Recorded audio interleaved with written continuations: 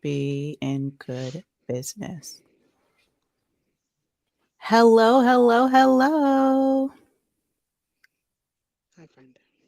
Oh no, now I really can't hear you at all. So that's sad. Oh no. Oh, I hear a little something. Are you I'm Bluetooth saying connected or things. wired? I'm Bluetoothed. Okay, just make Bluetoothed. let me see if there's a way for me to make sure your mic settings are. Yeah, I'm just gonna turn your mic way up, and then let's hope that that doesn't I backfire. hope so. I will If- challenge myself to project, if that helps. Yeah, nope, no. No? um, can you double check your audio settings to make sure that it is connected to the microphone on your side of StreamYard? You can hear me, right? I can hear you very well. Yeah, this is strange.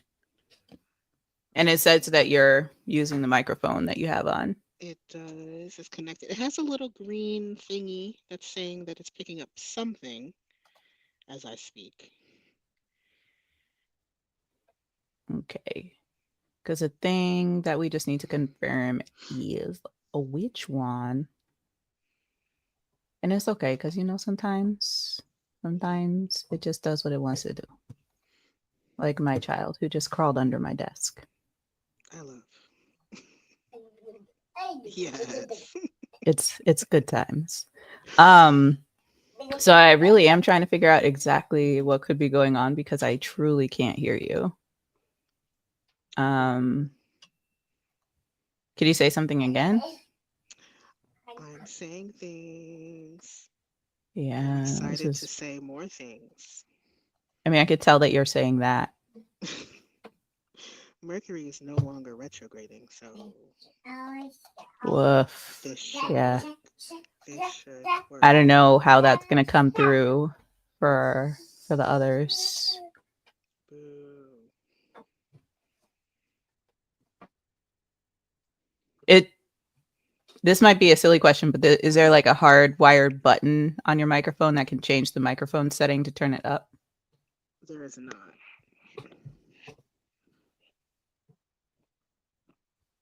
And it's definitely connected to Bluetooth. It's definitely connected. Oh, Hey, you're so loud I'm so loud. Oh, that's in awful. comparison. Oh no, but I can't hear you at all. Oh This is the no. life that we're living. I don't know. We're gonna caption you later. I don't Wait, hold know. on. Oh wait, I could hear that. Can you hear Whatever me that now? whatever that did made it I slightly just I better. just I just took the headphones I don't know. off. I Now do you're not just hearing know. me through my iPad microphone. Goodness gracious, it's bad no matter what for me, but I don't know because I can hear all the other sounds. It's all right. Yes, it is. It is. It's okay. So, Yes. hello, hello, hello. Welcome to the channel. So excited to have you here on the live stream. Introduce yourself, please, friends. Um, for those who can hear me, I am Zion Livingstone, they, them pronouns. I am calling in from outside of Atlanta, Georgia. Um, I am, I like to call myself a liberationist care architect, but I mostly like thinking and learning about families, Black families, little kids, children, much like the one in the background. And a longtime friend and supporter of Sonia David. That is who I am. So happy. I am actively trying to see if I can solve any of my problems on my end. As per the norm. As As per the moms, norm. moms who multitask. Listen, but I heard that beautiful introduction. I said interruption because I've got a tiny human like over here behind the Peloton. Yes, she is straight rapping, spitting bars, as it were. So welcome to the Spinning Mama. So happy to have you here with us. And so happy to have someone who's watching live. Hello, friend. Um, yeah. So, okay, we're going to jump right in because today we are talking parenting. We are talking celebrity parenting. We are talking Beyonce. Yes. So tell me more. Tell me more. Beyonce. So, Zion, you had mentioned in our brief conversation last weekend that there was this dope situation that I have been living under a rock for. And it is a perfect content opportunity to discuss parenting, to discuss. Oh, and when I said Beyonce, Avi, Beyonce, for anyone who doesn't know. So, yeah, you told of a tale of a child who went on tour with her mama, and that the people have opinions. So first and foremost, just want to let everyone know that Beyonce has a Netflix special out, and has done, I guess, multiple world tours in which her daughter Blue Ivy was a pivotal participant. She was doing the rehearsals, she was in the choreography, to my knowledge, and I'm sure there's more. And this has upset the church of parenting. And so there are some people who have some opinions, right? Some that are positive, some that are maybe less so, and a lot of folks who want to discuss and think this through, like us, right here, right now, on tonight, this evening, the New Year's Eve, year of our Lord 2024.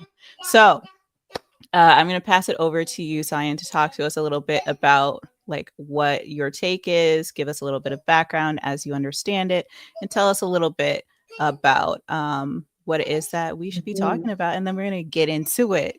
Okay? Yes, perfect. Well, it's only right for the last day of the year that we talk about Beyonce.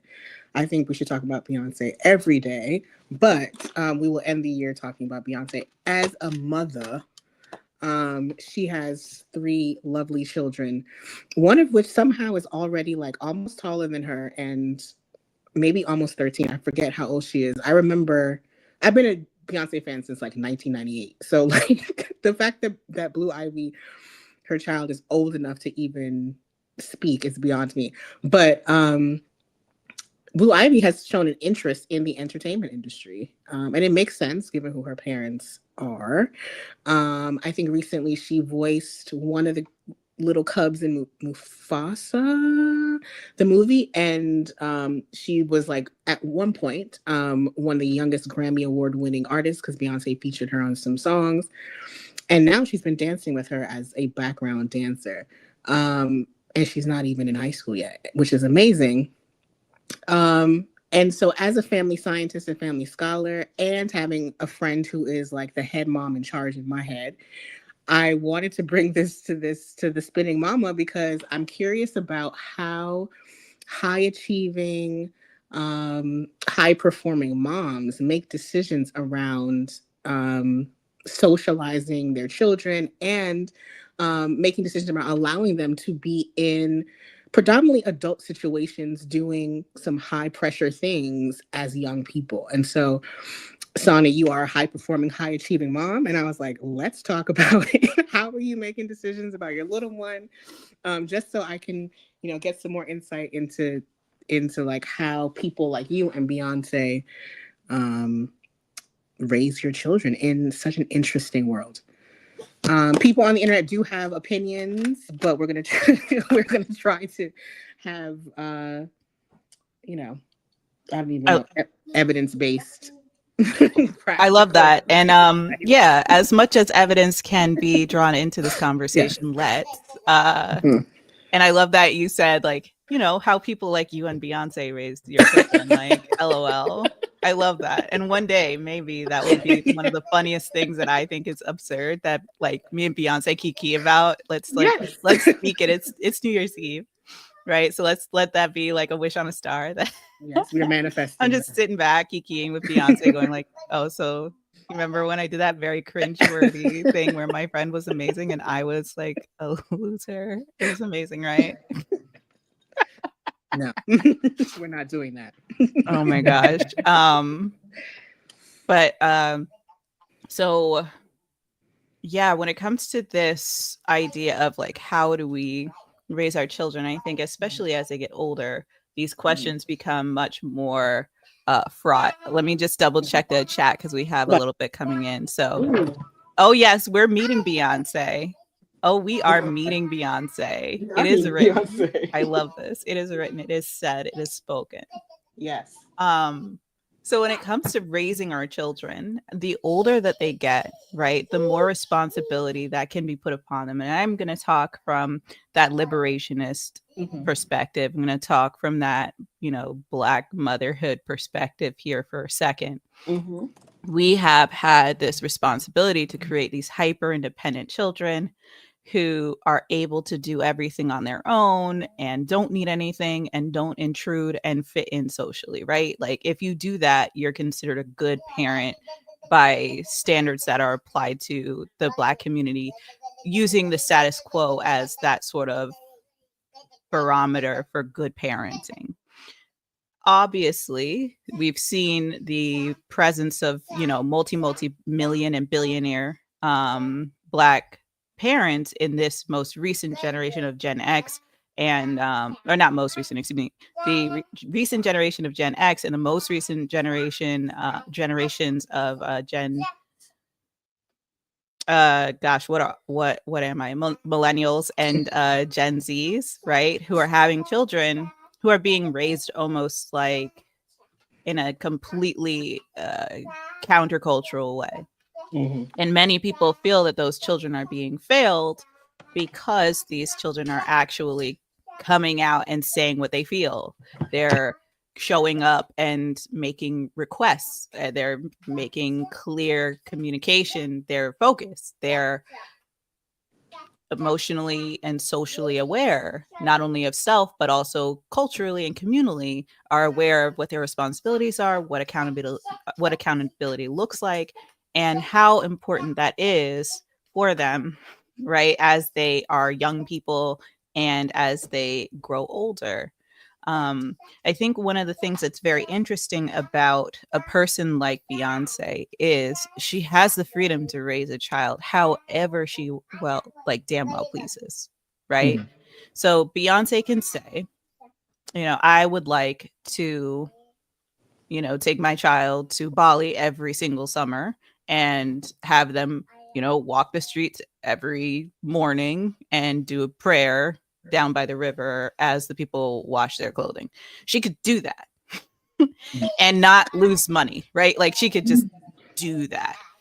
So whatever decisions she makes become hyper scrutinized because she's using every resource available that people can literally only dream of, and some that people don't even know exist, to create the conditions for her child to move forward. And we're seeing something that many people might relate to someone like Joe Jackson, not the violence, but the stage performing child. And actually, I'd like to ask you a little bit about this because I know that you're into kind of not just popular culture of today, but you have an awareness of popular culture throughout a good chunk of time. You think about family systems. Can you talk to us a little bit about some of the similarities and differences when it comes to this kind of celebrity child phenomenon in the Black community, especially when we're thinking about Black family cultivation, and what could be coming up for folks as they're thinking about someone like Beyonce? Ooh, that's such a good question. I'm glad you brought up Joe Jackson. What other parents do I think of? I often think of Venus and Serena's dad as well. I think folks, in terms of the Black families that we've seen with Black star children, there has been kind of a tenor of violence around it, that you have to not spare the rod to get the most talented child. And I think that what I've seen, or I'm perceiving, of Beyonce, especially in the clip, I shared a clip with Sonia of her Beyonce talking about her decision making around Blue Ivy being perceived in this way. I think Beyonce is trying to take an approach of nurturance rather than violence. I think Beyonce's been through a lot, especially with her own parents and her own father being her manager, where she has battled through a lot and doesn't want the same for her child. So I think she's trying, the difference that I'm seeing over time is that folks that have been Black child stars, I would count Beyonce as a Black child star since she's been perceived her whole life. I think she's trying to break some generational curses when it comes to raising her own family. Like she's learned a lot from being in the industry, being perceived by older people all the time, getting scrutiny, not necessarily from social media so much as a child, but like from tabloids and things before the internet existed. I think she's doing her best to protect Blue Ivy, but also not dim her light, because Blue Ivy's very bright. So I think when it comes to Black family child stars over time, there's a lot of healing being done, and Beyonce has shown that she's being really thoughtful and careful about what it means to have a young Black child want to pursue their dreams, and also how to bounce back from the inevitable violence that is the entertainment industry, is the world, and also that comes with being perceived. I don't know if that answers your question, but I will leave it at that. So I think we're moving away from violence culture into nurturance culture, and I think Beyonce is really trying to model that. Amongst other celebrity moms, I also think of Victoria Monet. I don't know if you're familiar with. You are, because we listen to On My Mama. Yes. Yes. Very much so. I was like, I know exactly what you're talking about. Is also an example. There's other like really dope Black celebrity moms who are letting their kids shine in a particular way, and it's so different from the Joe Jacksons and Serena Williams' dad. I forget his name. I think his name is Richard or something like that. So different. I think we can cultivate talent without the violence. So that's what I got. Oh my gosh, I love that take. I love the idea of cultivating talent without violence. I think that when it comes to our children, right, and the space that they take up and the willingness that we have as parents to create the space for them to take up, means that we become stage setters for our children rather than saying, put my child on a stage, put my child on a stage, and then throwing them to the wolves. Yeah. And I think that the power of these parents cannot be understated as far as how now they're in a position not only to say, oh, well, you know, I want my child to learn these skills. They're very excited about this experience and I don't have to like stop their shine. We can actually say even more about it. Exactly. We can say more about it. Because we have the opportunity to look at exactly what is going on with someone like a Beyonce and say, oh, no one is pulling her strings to determine what happens artistically. No one's going to suddenly see Blue Ivy in a radically inappropriate setting or outfit or anything that makes her uncomfortable. When I say inappropriate, I mean as determined by Beyonce and Blue. So no one is going to say, Beyonce, if you still want to have that album, you better put your child in these 8-inch stiletto platforms and this little floss and, you know, shake what you gave her, right? Like that's not going to happen. And so there's this really beautiful opportunity that we haven't seen before where the stage makers are also the stage parents. Very true. And I also want to add that I think about Beyonce's choice of having community care on set. The little that I know is that when Blue Ivy's being mentored, she's being mentored by people that Beyonce trusts, that have Blue Ivy's best interests at heart, that isn't pushing her beyond her developmental stage. And so I really appreciate the intentionality that I've seen so far with her decision making. Yeah, there's a lot of trust that goes into that. And I remember that from the clip that you shared, the woman being someone that, or I actually don't know, I don't remember the person's gender, but the person was just like talking about the amount of consideration that they put into their role and the fact that they recognize the trust that Beyonce has in them to do their work, which I just think is such a beautiful thing and something that we really need to see happen more.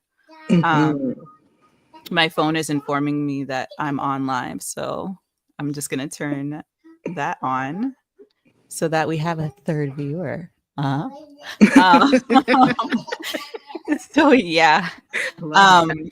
But I absolutely appreciate that take because I think it really does show the difference between those parents who were really just trying to create the conditions for their children to succeed in a radically inhospitable environment and in their own way prevent well, we talked about this. There was a mentality of creating violence to prevent violence or to create the conditions for your child to respond to violence outside of the home by creating violence inside of the home. Not normal, but definitely not normal in the sense it's unhealthy, but totally normal in the sense that when you're dealing with, being a person in a marginalized community in the United States, when you're generationally Black American, there is a very strong history of I'll beat you so that the cops don't kill you. Right. There's a strong history of I'll show you what abuse is so that these white people can't, put you in a position where you feel weak or powerless. Problem with that mentality is we know through research and evidence that, especially looking into authoritative versus authoritarian and neglectful parenting, that there's just no comparison when you start out your child's life with more violence and with more control and coercion, you land up with a child who is really struggling, right, to have a high sense of self-esteem, who's more prone to be violent to others and create the conditions for harm to happen, even if they're safe. And where there's just no sense of overall well-being that they can rely on from day to day, moment to moment, month, year. You take the time period, and that kid is going to be pretty unstable. And it's interesting because we also hear that in social media, and it's not probably unrelated to some of the backlash that Beyonce has experienced bringing her child into a space where, for us, if we owned a business, it would be like having an internship for your kid, right? People see them, they're highly visible. People might write about it if Elon Musk's child with an unpronounceable name starts working for him in the paper room, right? Like they would still write about that. And so I think not that he would have his child work most likely, but in the event that his child works before they're an adult, that's going to be news. But how would it be treated, I think, is the question. And how would people expect someone like Elon to respond?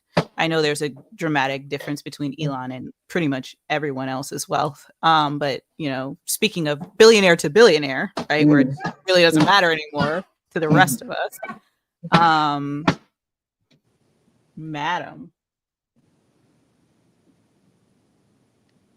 She's got that banging down.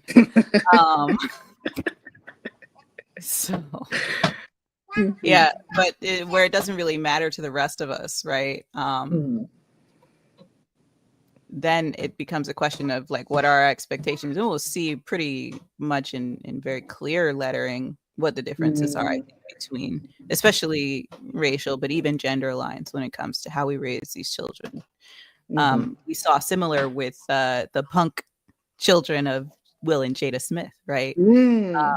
Very countercultural Afro-punk style children who were kind of free range. I wouldn't make the argument that they were even given authoritative parenting. Like they got something else. I'm not with it, not gonna lie, but like I don't know anything about it either. So who am I to judge? Like I've never had all the resources in the world to decide to just do whatever. And so, I think there's a lot to be unpacked and explored, but this isn't about Will, Jada, Willow, or Jaden. I'm just very, curious. And I love that they're also just like copies of their parents' names. That is true. Weirdly narcissistic. Yes. How would you describe their parenting? I've never thought about the sound she is making with her mouth. Yes. She's also reaching up as if she is drowning. She's like, let me onto the camera, please. My microphone. I'm Oh, I love her. excited. I'm excited for her future. Yeah, budget. Fantastic. Very good addition to the conversation. Budget. Yes. Yeah. When you think You heard about it from her first. Budget.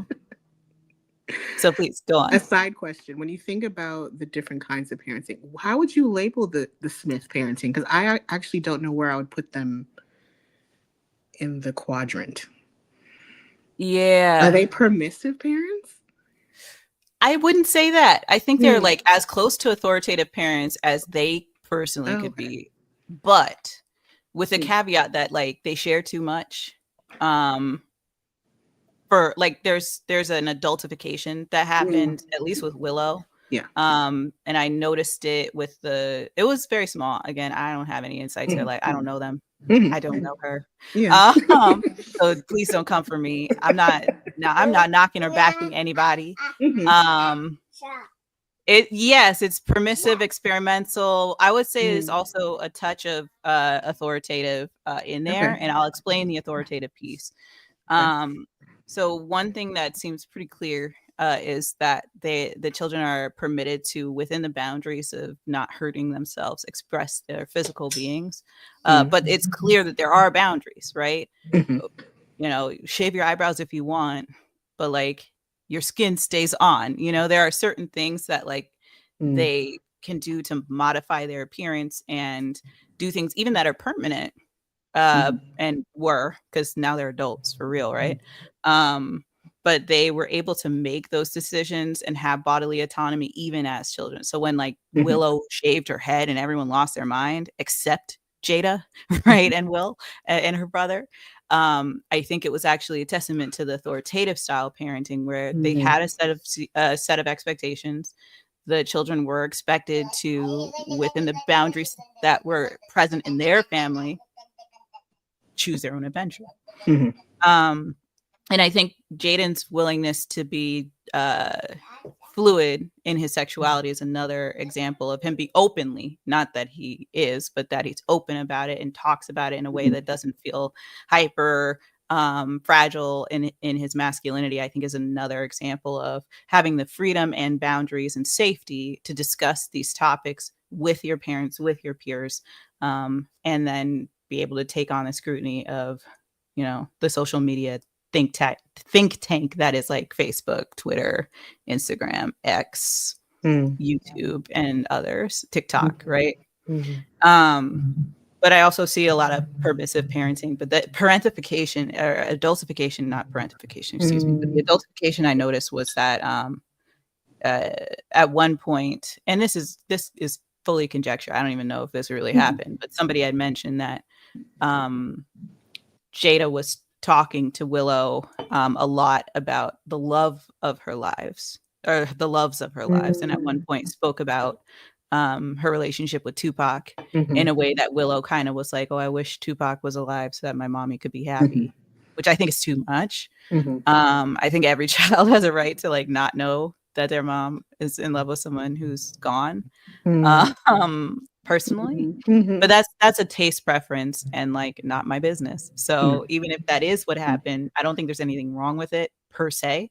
I think it's something that could have been harmful or difficult for Willow to deal with, because Will is her dad. She is the namesake of Will, but maybe they had a much deeper conversation about what that means that we never heard about. And I hold out hope for that because they seem okay. So I'm going to go ahead and guess that like they know something we don't, of course, like and that Will and Jada were intentional about it.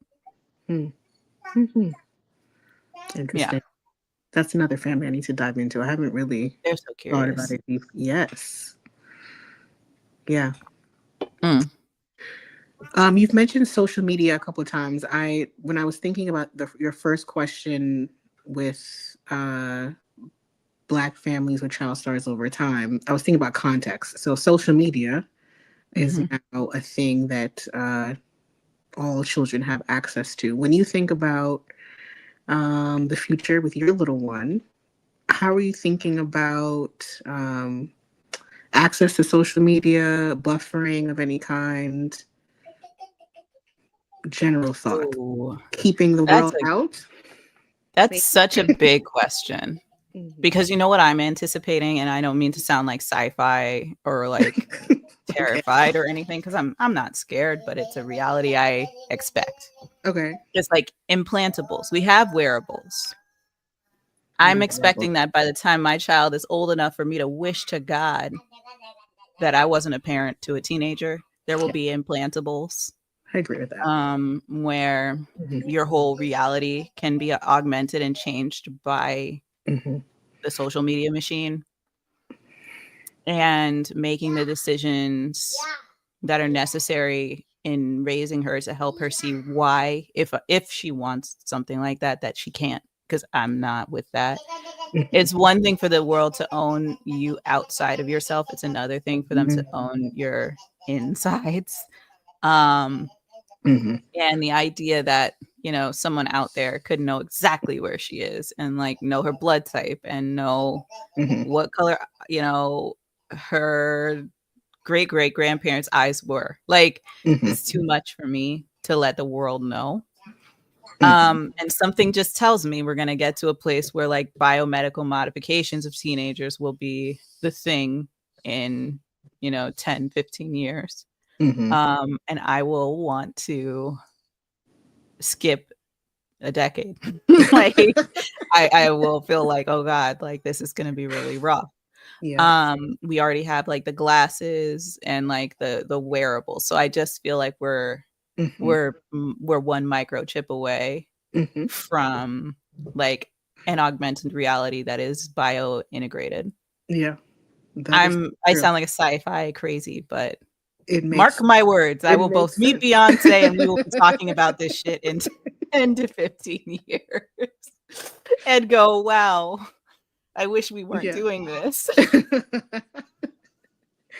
Exactly. No, that makes perfect sense. It is. I do agree. It's coming. I mean, Elon Musk has already kind of beta tested Neuralink, which is implanting something in the mind and mapping what's going on up there. So I get that. And parenting in that age, I do not envy. I do not envy at all. But I assume that there'll be conversations that you will have with Julia around all of that. I can't even imagine. Absolutely. Yeah. I think it's not going to look, I know this is going to sound nuts, but it's because I have the kind of conversations that I have with her, knowing she cannot participate fully, right? But I have these conversations with her anyway. So, hello, would you like to come up? Are you saying up? Okay, there you go. You see? Now, you see how that didn't really solve anything. She's still going to be making all the noise. But like, we had a discussion. We did. And like, does she understand my words? Kind of now. But I had to say this kind of stuff to her. Like, hey, are you saying up? Do you want to come up? Long before she could actually say so. Madam, is it because you can't hear Miss Rachel? Is that upsetting you?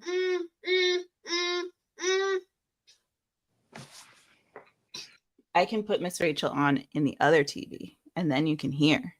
Would that be happy? That might make her happy. Because then she'll be able to hear her Miss Rachel. I think she feels left out.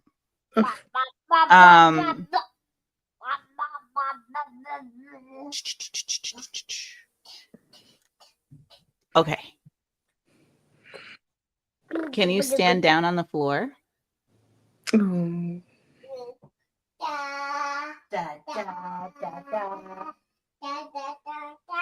So our negotiations are very elaborate to an external force, but the point is to reduce the amount of distress and enhance the capacity for dealing with stress.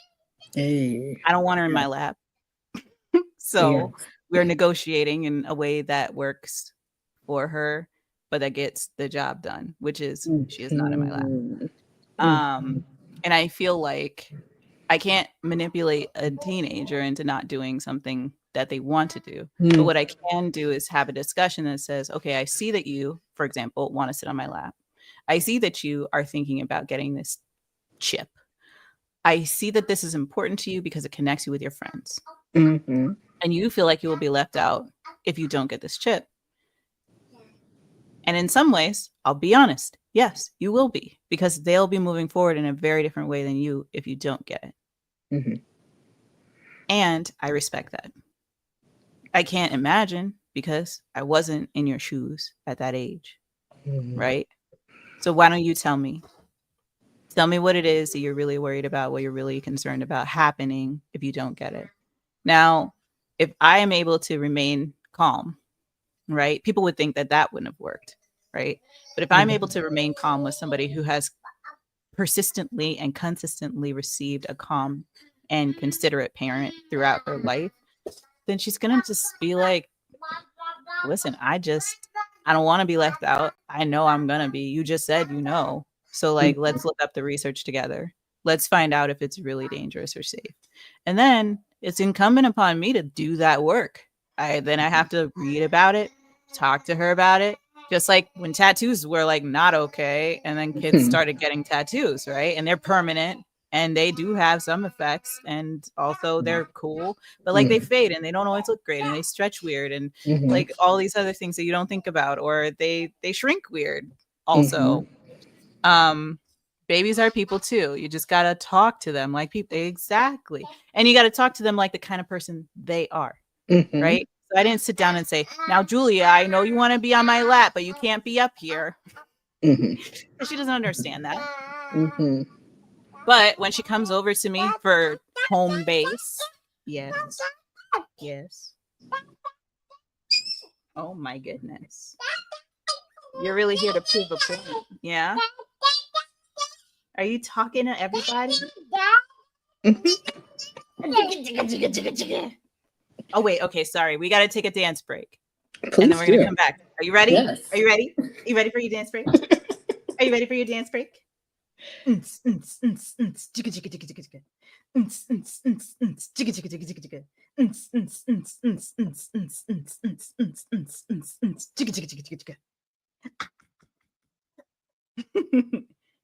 You want to do row, row, row your boat first?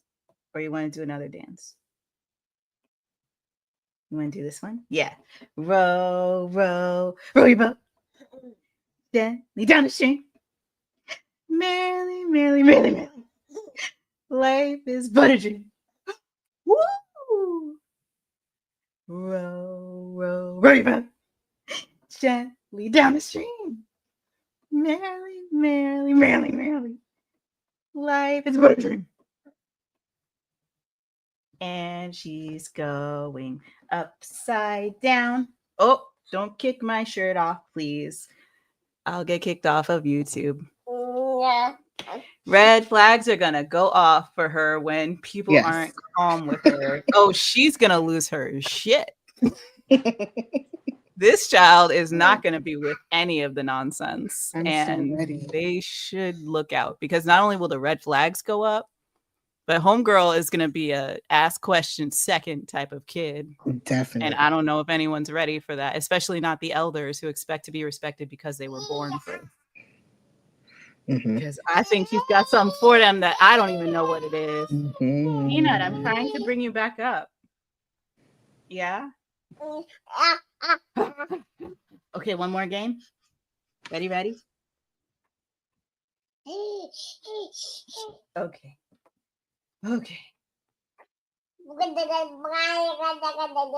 Yeah? And here's your chair. Hey, this is my rag. This is mommy's rag. This is for sweat. You don't want that one.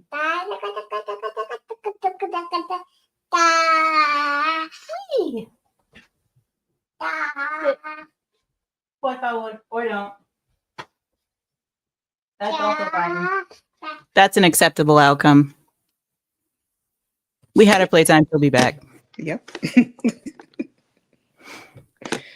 Love that. But yeah, you just got to talk to the babies as they are. Yes.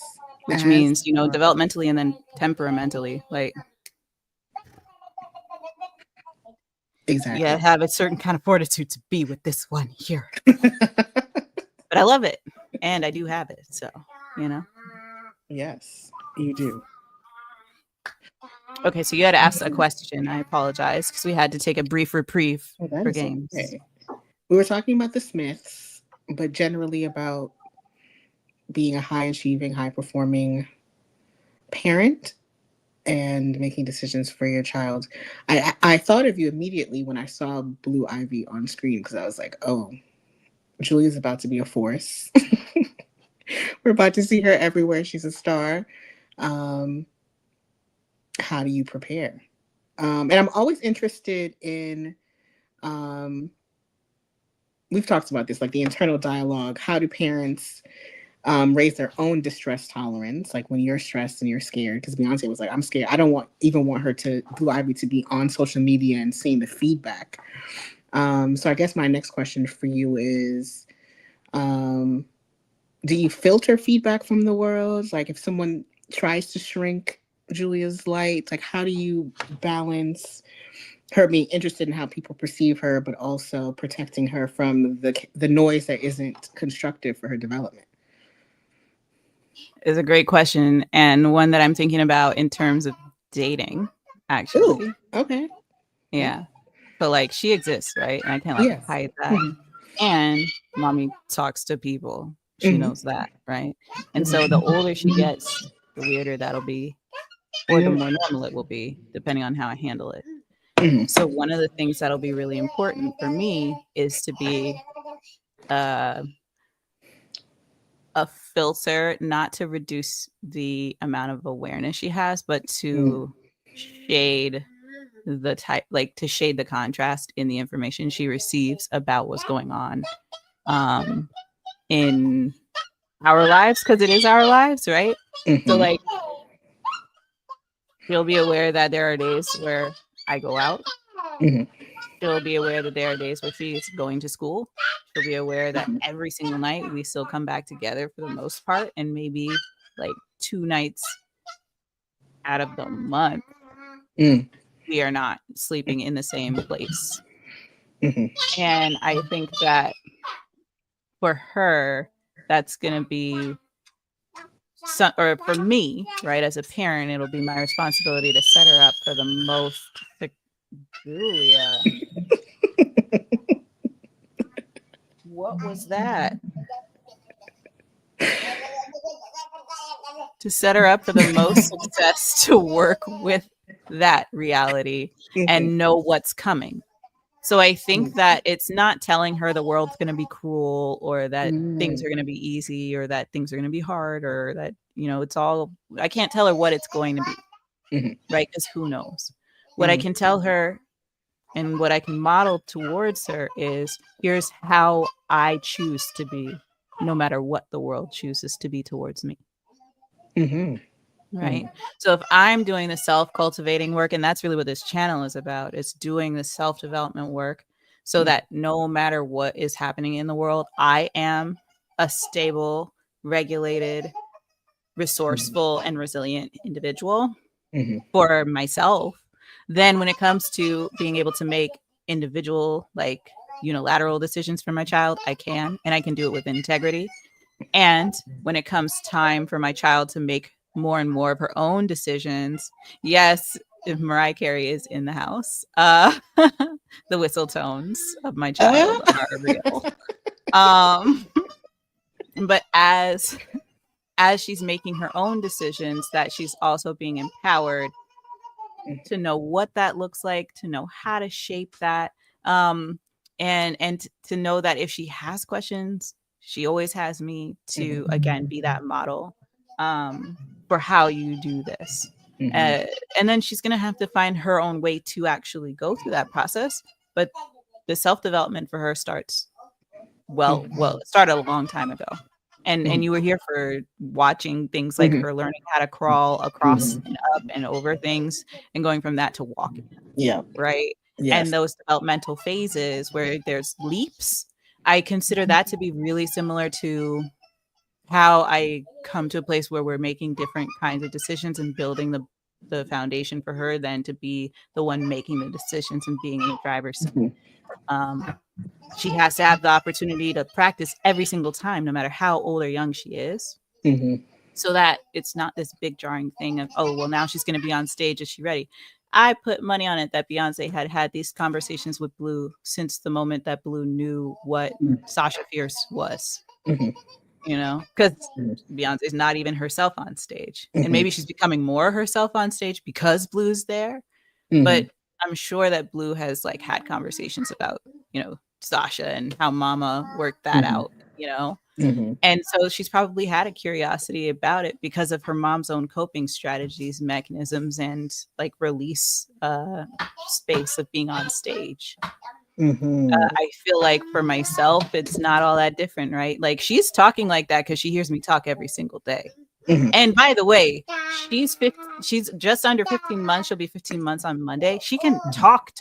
Yeah. She says goodbye to me. She says hello to people on the phone. She knows what she's saying, right? And like, is that magic? No. But like she's doing it because she's used to, well, Mama talks to her like she knows what's happening. And she picks up on what she can, and I help her understand what I know she's not picking up. Do you want to come up?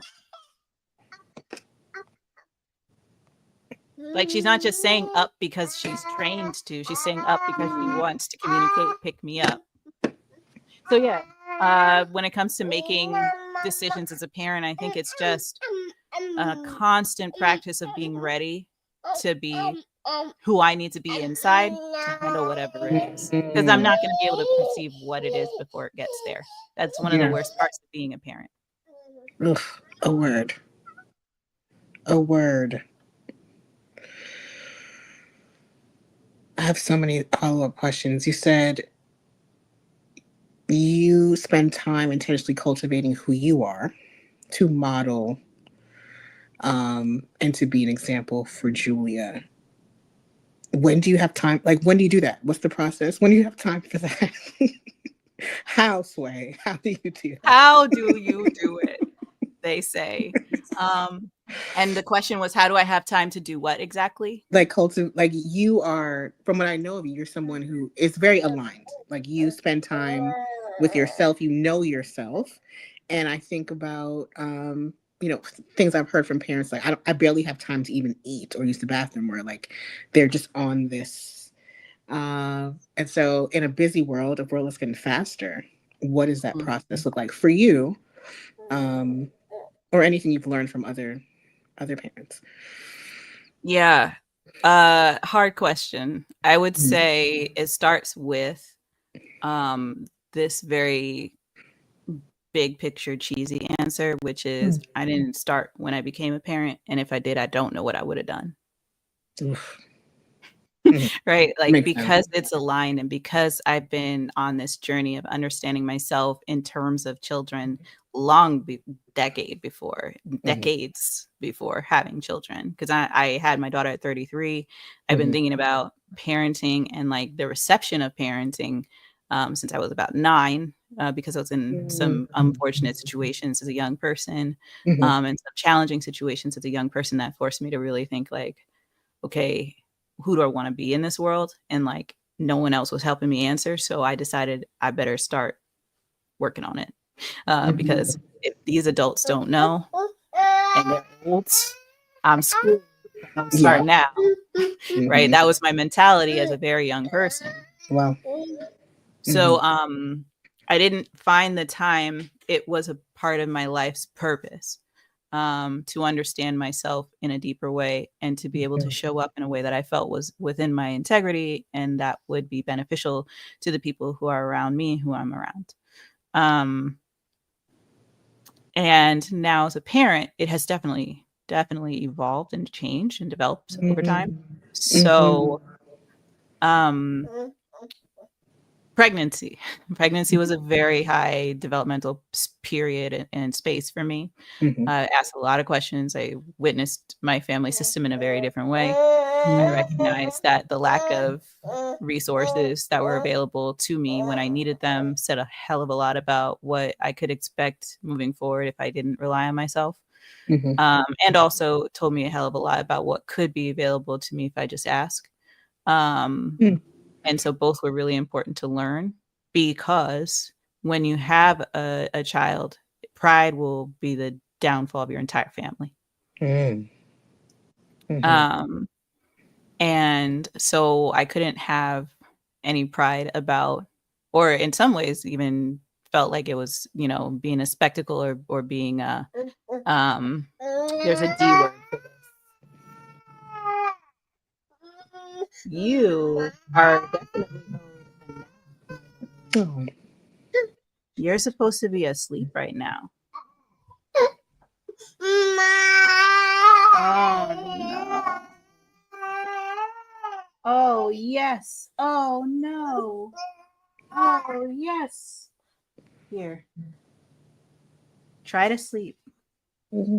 Attempt. You might feel better. Attempt. Lay your head back. Yeah. Think about it. So she's not going to think about it. But I am going to try and convince her through repetition and consideration that sleep is her friend. One of these days she might even believe me. She might. But yes, I knew I needed to start this process early. I started early. Pregnancy was a huge period for me of realizing in what ways I needed to develop and in what ways society was and was definitely not ready for a parent like me. And so I started thinking about this from the moment that I realized, like, oh, Julia's going to be like a traffic stopper. People are going to bother me about her who don't know me, who are barely talking to me, trying to like communicate with this infant. And then that's what happened. Yeah. And part of that is because it's a baby. But then part of it is like, if you meet Julia, then you know what I'm talking about. She's different. And all these kids are different, I think. So that's why I say, like, part of it is that they're a kid. But if you're a child of a conscious parent, your child is going to be they're going to be perceived differently in a way that shocks people, even if they don't love it. And even when they love it, it'll still be a shock to the system. And she's already doing that. Take that for what you will. Another period of progress was in the postpartum period. I had a precipitous labor and delivery. So Julia was out under 5 hours, out in 2 pushes. And like, it was ridiculous, honestly. I was like, wait. Well, it was a lot. So, you know, we both were in alignment there. But from that moment, it was like, okay, well, I've got to learn how to breastfeed. I got to do these different things. I've got to figure out the right position. I got to try all these different things. I got to learn every cue that she ever will give to me. Like, and I didn't really need to learn all of those things all at once. But I felt like it was very important to start to ask myself, okay, who do I need to be so that I can function as a sleep-deprived adult responsible for a child and be homeless? Yeah. Like, that's a first of all, you know, that's a messed up question to ever ask, but it's also true, right? So I ask myself, like, how do I do that? And like, not scar us, because like both of us, we're going to get the same scars and respond to them differently if we got them. And so my goal primarily, yes.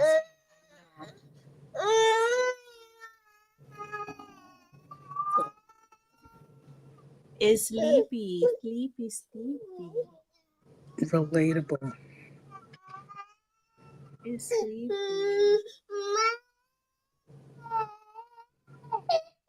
She does not believe in los hombros. My arms are not safe.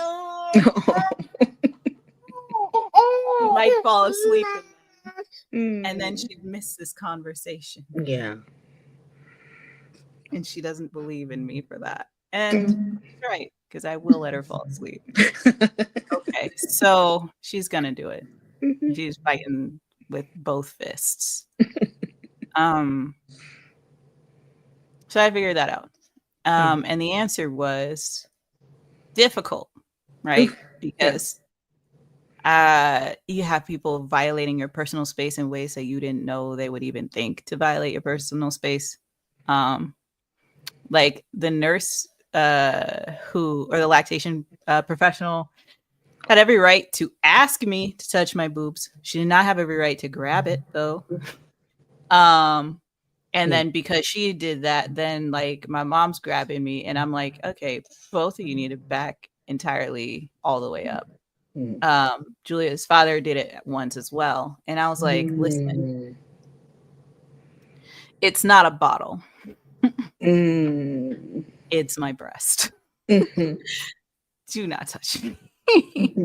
But I couldn't punch them in the face socially, right? So like had to be a well-regulated person to manage myself in that moment, not because of anything other than I wanted to stay me in those moments. And so I became very good at saying, leave me alone or don't touch me. And people hated that almost as much as they would have hated being punched in the face. But they needed to suck it up because I did what I was supposed to do, what I needed to do, and what my daughter needed me to do. And becoming the person who was willing to do that and practice these things in like a trial by fire was a huge part of becoming the person who now is creating a space on YouTube for other people to do the same. No matter where they are in their journeys. There are some people here who are on the younger end, younger, quote unquote, I'm an elder first-time mother. But there are other people in the community as young as like 21 or so, maybe even younger, who are coming through these videos and, checking them out. So hopefully it's giving them the chance to get a kickstart, right? Because I started early for a parent, but I started late in a sense that I was a parent later in life. So hopefully I can help, get to a place where people can learn from the challenges that I faced and, make these kind of decisions about who they want to be and how to cultivate their postpartum personhood. And how they want to be supported and get support from people who also are coming here, learning how to support a person who's going through this process and become a better version of themselves in the process too. Dope. Yeah. A needed space, especially going into 2025. The world is worlding. We are all changing in really interesting ways. My last question for you, I don't know if we've talked about this before. We might have in pieces. You and I both use liberationist as an identity. When you think about the next year, 2025. Yeah. And being a liberationist parent. And Julia, can I say, is going to school? Have you announced? Oh, yeah. No, that's really happening. Like pre-K next week. You'll be in community with other parents who might not have the same orientation. Oh, definitely won't. Yes. Initial thoughts, feelings as you go into the new year around parenting around other parents. I'm creating this space for people who are curious about this like approach. I'm not creating the space for people to ask me about mine who don't value it. And I think that having that clarity from long before even starting this space and from long before taking Julia into a communal space of growth and development has been huge. So people can be themselves out there, Oh, there she goes. Her body just went like a million pounds. Lovely. So 2 seconds. Okay, so yes, there are people who do not follow a liberationist ideology.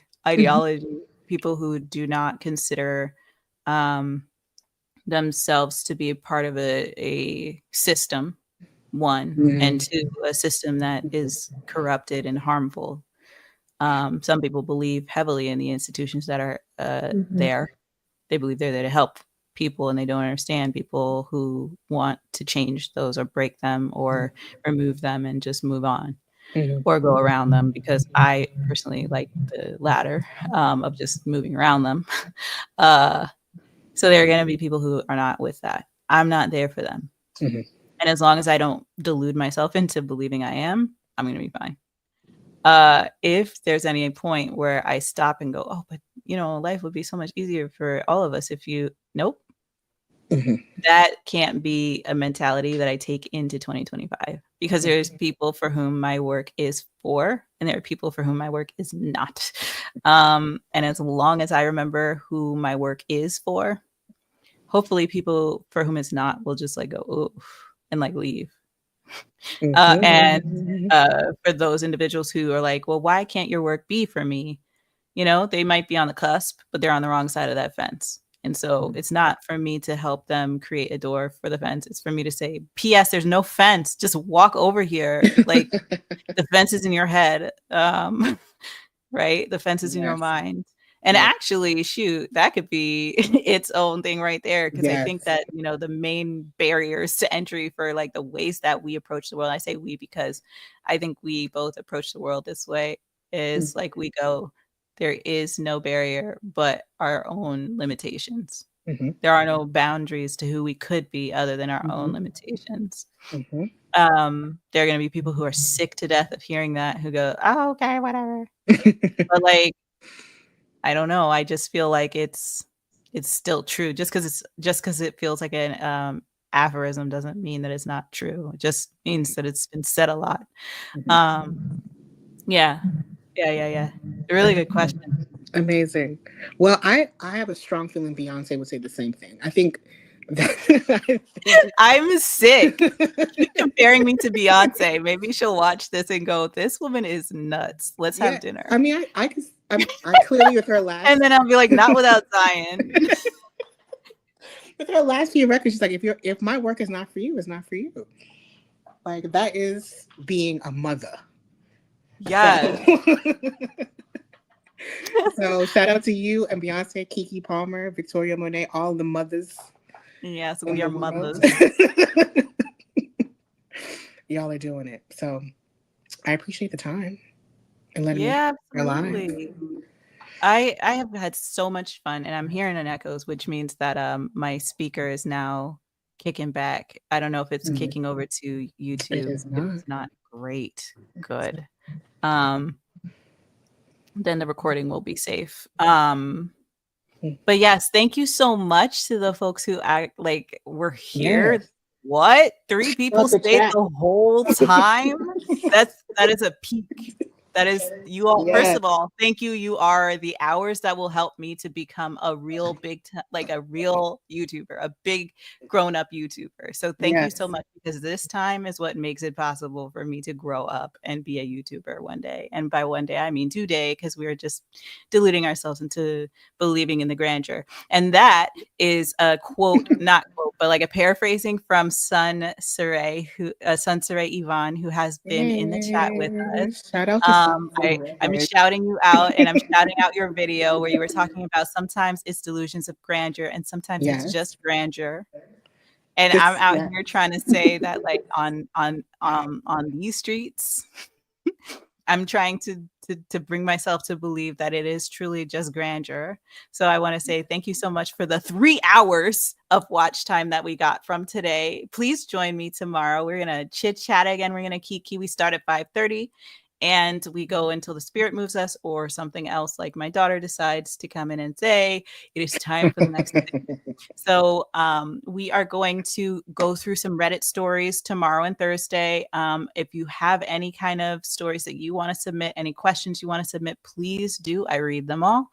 And if yours is one that you kind of flag as share mine, I will, if you want me to say who you are, or if you do not, then I will just anonymize and, we'll philosophize. And so I'm really looking forward to seeing you all real soon in the next video.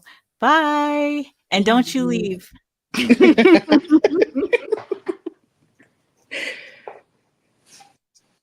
Oh, and Sunsaray, hang in there because I would like to bother you later. I'll text you to see if you want to come hang out with me next week. Yes, please.